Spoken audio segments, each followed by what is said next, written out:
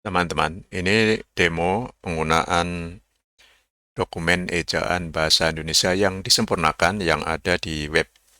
Nah, alamatnya Anda bisa lihat di sini adalah ejaan titik kemdikbud titik go titik id. Ini versi paling baru ya, yaitu 2022, tepatnya 16 Agustus 2022. Nah, untuk mencari kata Anda tuliskan di bagian pencarian di kanan ini. Misalnya kita ingin tahu penggunaan tanda baca, apa misalnya titik dua gitu ya. Titik dua, Anda ketikkan titik dua. Nah, di sini sudah langsung ditampilkan pilihan-pilihannya ya. Atau ketik enter saja, tekan enter, nanti ditunjukkan bab tentang tanda titik dua. Ini sebagai contoh ya, tanda titik dua digunakan pada akhir suatu pernyataan lengkap yang langsung diikuti perincian atau penjelasan. Jadi titik dua mirip dengan titik, itu kalimatnya harus sudah lengkap. Jadi tidak boleh titik dua itu untuk kalimat yang belum lengkap. Pengertian lengkap begini teman-teman. Mereka memerlukan perabot rumah tangga. Ini kalimat yang lengkap.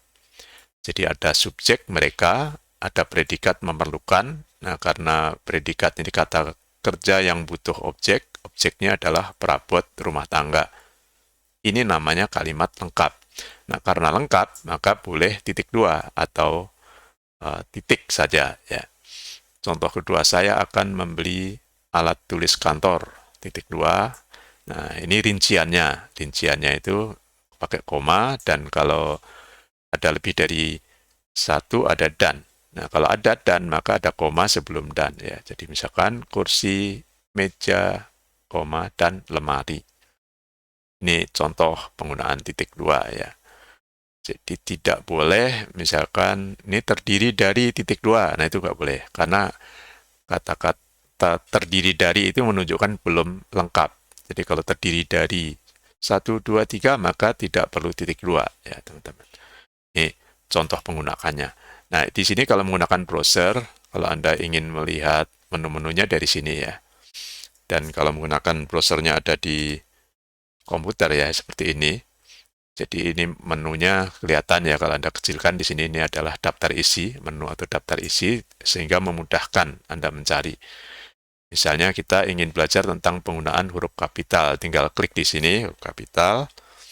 Nah, di sini diperbesar. Ini saya diperbesar untuk lebih jelasnya. Ya.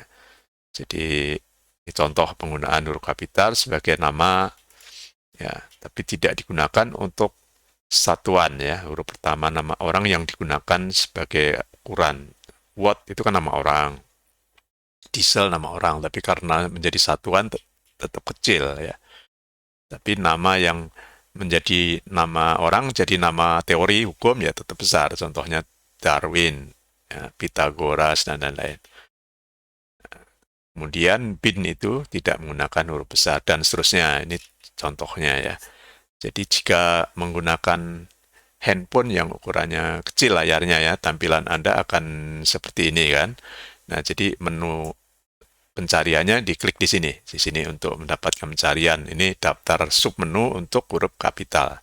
Ini kalau kita klik huruf miring, nah ini contohnya, kemudian daftar menunya bisa dari sini. Tapi kalau ini diperbesar, maka menunya muncul di kanan ya. Jadi ada menu yang di kiri maksudnya ya, di bagian kiri, dan ada juga halaman daftar isi di kanan. Ini kalau menggunakan browser yang layarnya lebar ya, menggunakan laptop atau komputer.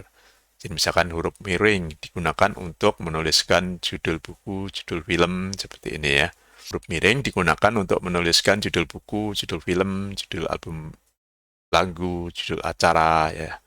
Jadi berbagai jenis judul yang dikutip dalam tulisan.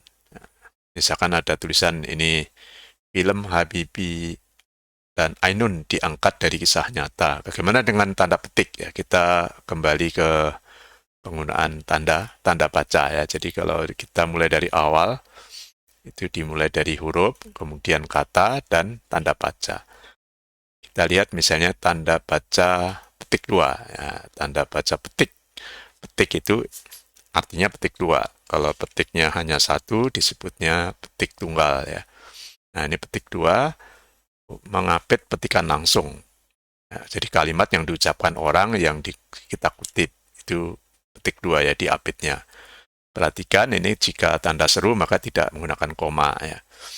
Tanda seru tanda tanya. Tapi jika tanpa tanda seru tanda tanya maka di sini harus koma. Ya, koma terus tanda petik 2 baru siapa yang mengatakan. Kalau merdeka atau mati tanda seru, seru Bung Tomo, berarti ini tidak menggunakan koma itu ya. Petik 2 ini digunakan mengapit judul. Jadi misalnya perhatikan hubungan antar klausa, ini nama subjudul atau nama istilah dalam buku. Nah, karena di sini ada istilah dan di sini ada judul buku, maka judul bukunya yang dimiringkan. Nama judul puisi pahlawanku, maka langsung pahlawankunya dalam tanda petik 2. Demikian pula lagu Maju Tak Gentar. Nah, ini dalam tanda petik 2. Ini judul bab dari buku. Jadi judul babnya petik 2. Dan di sini tadi kan judul lagu, judul artikel, judul naskah, judul bab buku, ya, judul pidato, ya, dan lain-lain. Dan seterusnya Anda bisa pelajari sendiri nanti cara penggunaan EYD dalam bentuk web ini.